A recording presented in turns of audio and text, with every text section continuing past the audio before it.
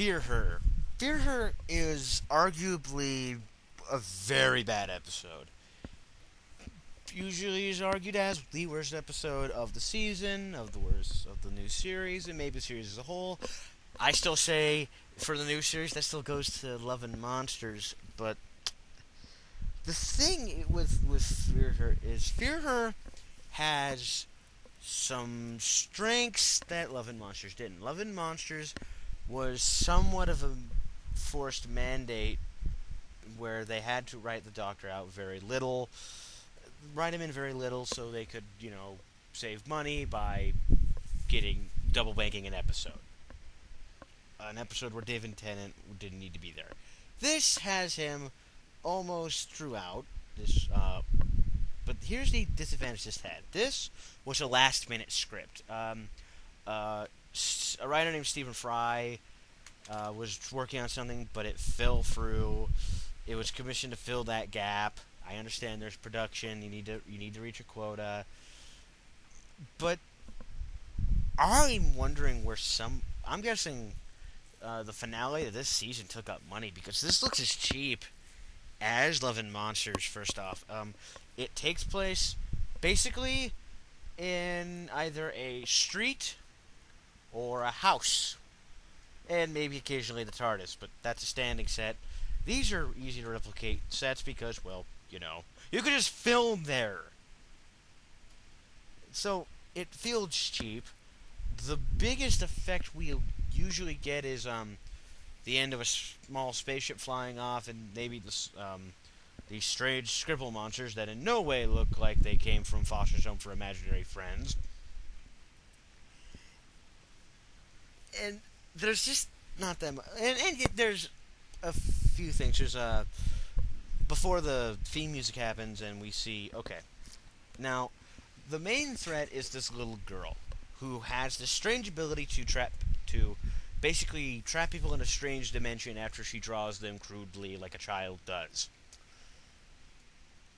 And there is this creepy little scene of like stop motion child running towards you begging for help, which was generally creepy. That is where the creepiness ends, because Fear Her is one of the most... it's a desperate sounding title. It's commanding you to actually be afraid of the little girl, which you are not at all. I never was afraid of this little girl.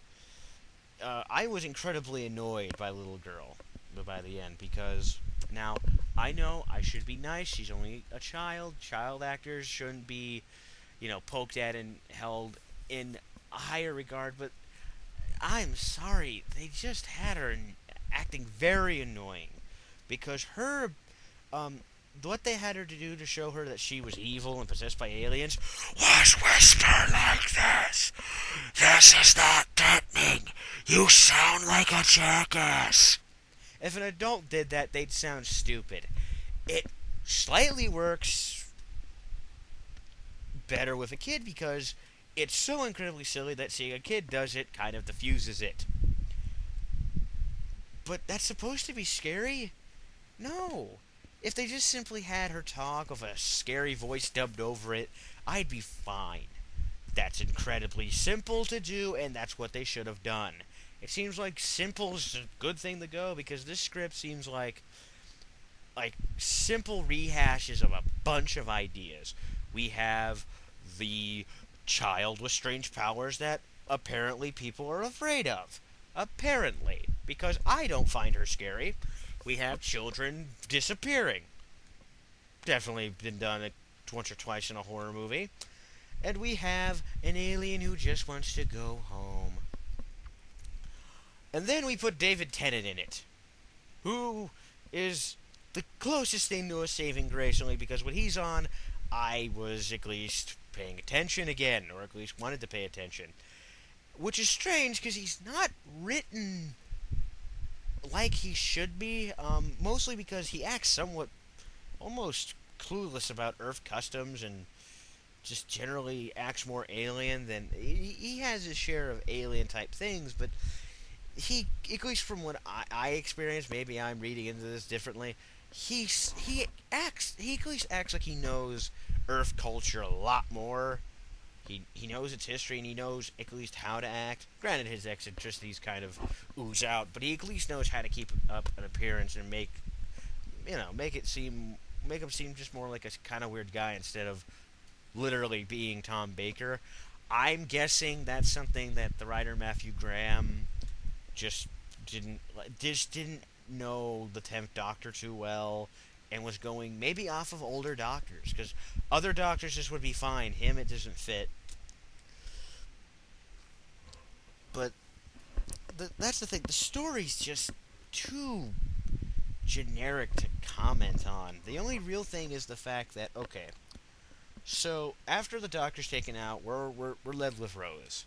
That may be a damning quality for some people, but it's not too bad for me.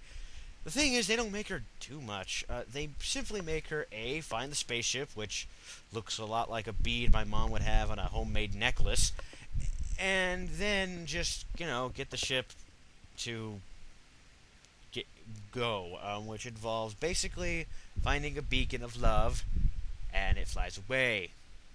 A spaceship powered by love. I'm pretty sure that's somewhere in the desperate list of ideas that you should never even go near, even if you're on a deadline that's coming fast.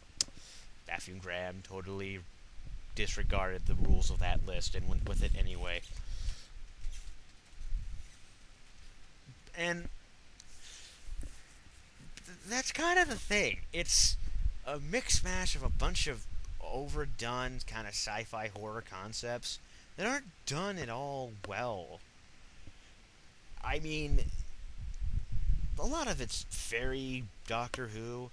I mean, the idea of a child with power who's basically a child with fear of kind of being left alone, and even that there is somewhat of an angle they play up with her with the kid having an abusive father in her past.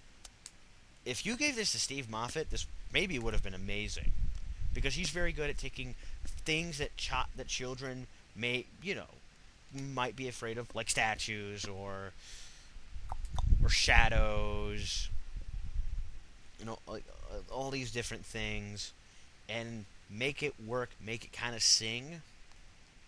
Matthew Graham obviously could not be Stephen Moffat for the short amount of time he had to write this script. And I have heard mixed things about the writer. He created the original Life on Mars, which I hear is amazing, but he also created a short-lived show called Bone Kickers, which I hear is an abomination of television. We all can't have our strong moments. I mean, Russell T Davies isn't exactly the strongest example of a writer, because the man has hits and misses here and there. Love and Monsters is his biggest miss. His biggest hit maybe be, for me, Midnight or, the finale to Series 1.